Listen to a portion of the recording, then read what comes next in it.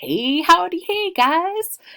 So, um, hopefully you guys are doing okay. Thank you for the people who email me and ask me questions. It's so great, and so I'm always happy to help. If you need help, I know some of you might have taken a little bit longer to do the discussion, so I cut down the assignment today. So if you needed to finish the discussion first, you can do that.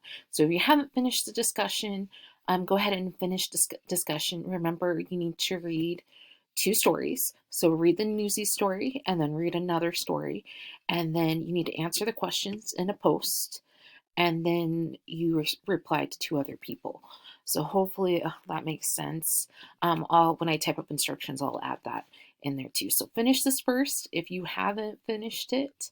Okay, and then if you have any questions about the progressive area, I saw that I have a couple. I'll make sure I'll get a video together for those. So if you have questions about why things were a certain way, I'll totally let you know and I can share great information for you. It's such an interesting time. Today we're going to talk about explosions! Yay! Explosions! Oh, wait a minute. I guess we shouldn't be excited about that. But I'll reel that in. Okay, Schofield mine disaster. This is the worst mining disaster in Utah's history. So you get to watch this fun video with the giant fireball.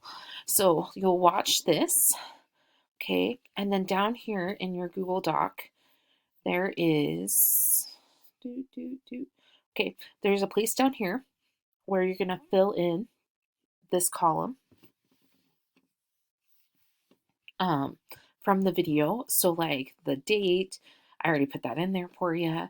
Who, what, when, where, how, why, what the event, what happened with the Schofield mine disaster, the impact of the disaster on the community. It affected the whole town, guys. It was a mining town. Everybody there was miners, somehow related to the mine. So the impact on the community is going to be pretty big. Other information, if there's something that you think doesn't fit in any of those, you don't necessarily need to write something down here. Okay, then after you did that, okay, then we're going to go back up here. Okay, it's a news article about the Schofield mine disaster. So you can either listen to me read it to you as a minor Miss Kirkman. So you can have it me read it to you, or if you want to read it for yourself, you can. And then you're going to go down here and fill out source number 2 for that. And then you're going to tell me which source do you think is more reliable, why, and explain your answer. Remember, we talked about reliable sources. Why should we trust this versus the other one? All right. Then down here, this part is optional. You don't have to complete this part of the assignment, especially if you need to finish the discussion. But if you want to, you can write a detailed journal entry of what has happened at the Schofield mine disaster from the viewpoint of the miner who witnessed the event. So just as an example, in there's this guy that gets blown like 2 football fields across the canyon and gets his skull crushed.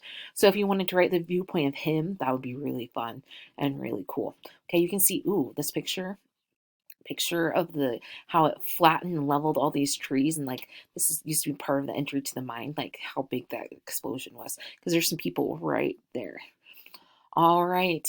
So hopefully that helps you guys. So remember, finish the discussion first. Then you're watching this video with the big fireball explosion. And then you are reading or listening to the story about the Schofield mine disaster. And remember, you're only doing the first part. Okay. I hope you guys are doing well. Stay safe. Keep your social distance. Okay. And have a great day.